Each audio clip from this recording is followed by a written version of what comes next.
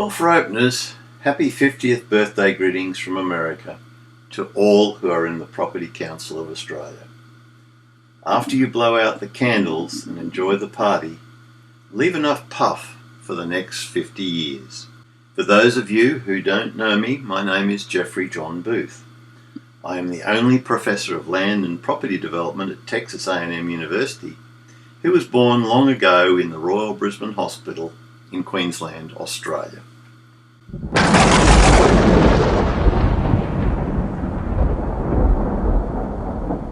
Sir Winston Churchill once said, "We shape our buildings and then our buildings shape us." The same is true of place. All real estate is place, but not all places possess enduring value. From birth to death, every day of our lives is lived in real estate.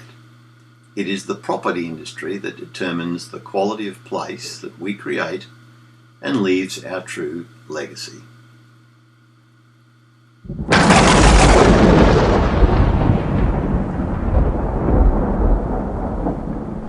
BOMA, and the Property Council of Australia, as it later became known, drew together some incredible intellects with whom I got to share ideas and with whom I worked.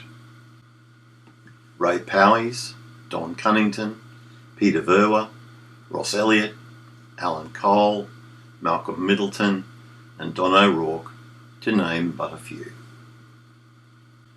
They were instrumental in drawing me out of the urban planning profession, which had become mired in regulation and process, having long since lost sight of the profession's founding purpose. The property industry was to be the vehicle that would allow me to contribute in a tangible way to better urban outcomes. Ultimately, it led to my recruitment in 1999 by ULI, the Urban Land Institute, and our immigration 20 years ago to the United States of America.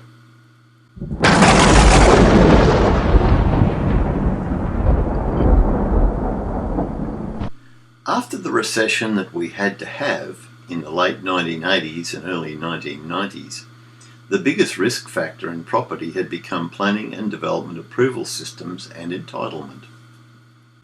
Ross Elliott and Peter Verwer asked me to chair a national BOMA committee focused on how to reform the various urban planning regimes across Australia. We produced 3 reports and launched BOMA's involvement in COAG, the Council of Australian Governments.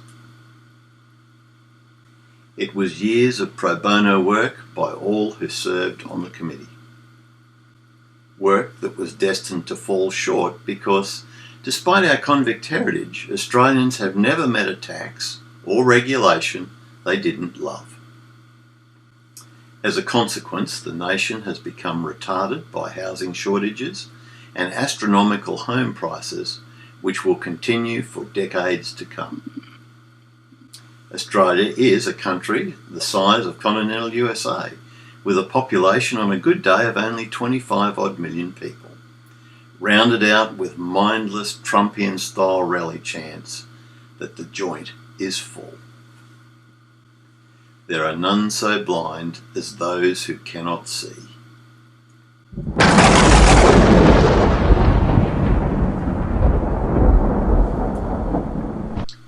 It appeared for a while that I would agree to party nomination for a seat in Parliament, and that my influence and power in BOMA, the Property Council of Australia, was on the rise.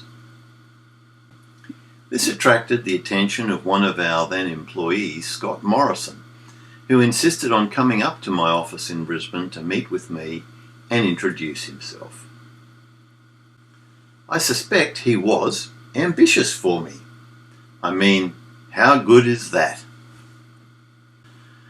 I regret it was at a time we were locked in battle over a piece of mindless planning legislation, and so I kept him waiting for a very long time, sitting on the sofa in our foyer.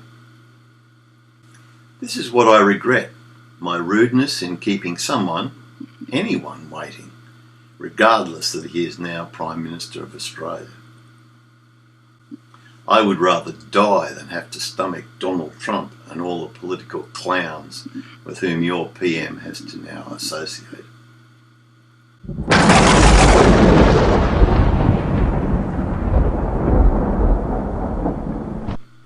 biggest challenge facing the Property Council of Australia is itself.